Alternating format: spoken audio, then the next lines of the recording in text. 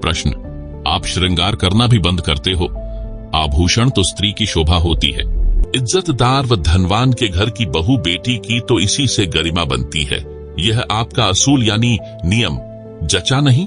उत्तर, इसका लाभ कोई नहीं, हानि भयंकर है। हम शास्त्रों को आधार मानकर अपनी सब क्रिया करते हैं, जैसे पूर्व में भी बताया था। और सुनो, महाभारत में कथा है जो इस प्रकार है। राजा परीक्षित के समय उसके राज्य में बहुत सारी अप्रिय घटनाएं होने लगी। राजा ने ज्योतिषियों से कारण जाना। उन्होंने बताया कि कलयुग की शुरुआत हो चुकी है। ये कलयुग के कारण हो रहा है। राजा ने पंडितों से समाधान पूछा तो बताया, हम कलयुग को कील देने यानी बांध देने का अनुष्ठान जानते हैं। राजा परीक्षित ने सब सामग्री मंगाकर कलयुग को समाप्त करने के उद्देश्य से एक अनुष्ठान करवाया। कलयुग परेशान हो गया। राजा परीक्षित से हाथ जोड़कर अपनी जिंदगी की भीख मांगी, कहा, मुझे भी कहीं जगह दे दो। राजा परीक्षित ने उसको इस शर्त पर छोड़ा कि तू इन स्थानों पर रहना।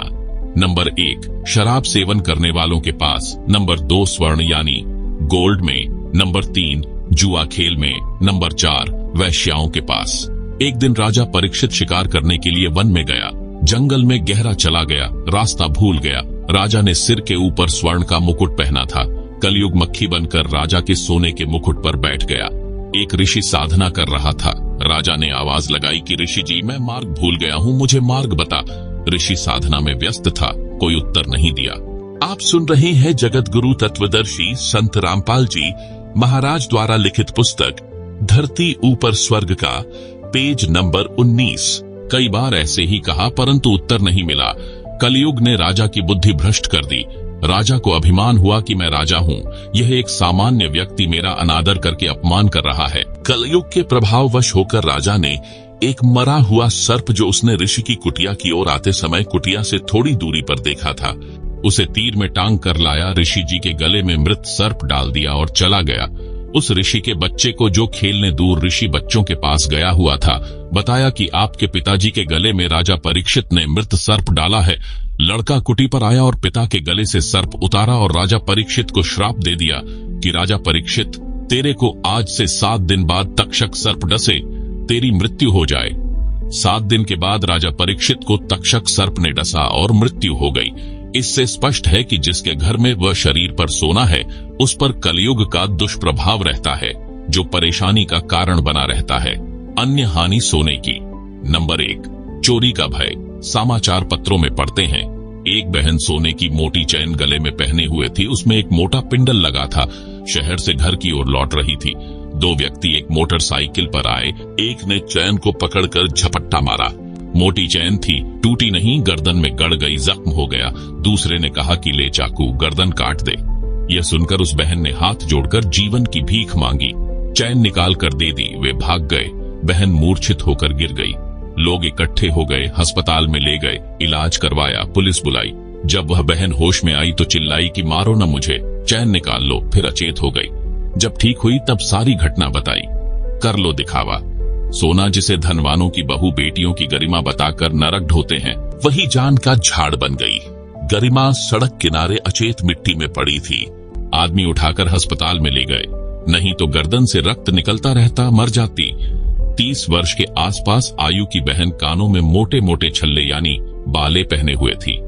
वे थे तो नकली परंतु असली लग रहे थे।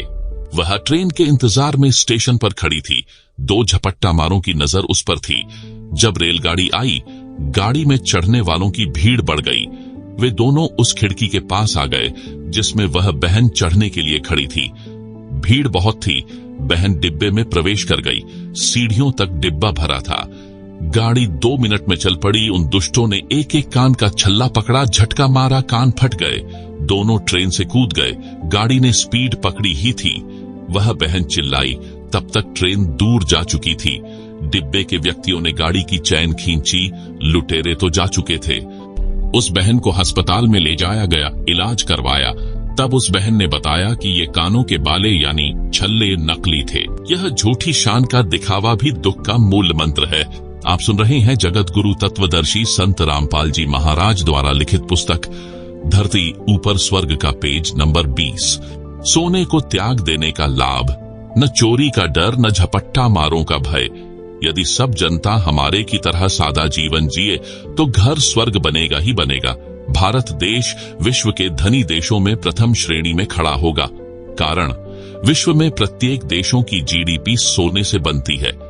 जिस देश के खजाने में जितना अधिक सोना यानी गोल्ड होगा, उसकी जीडीपी उतनी ही अधिक होती है।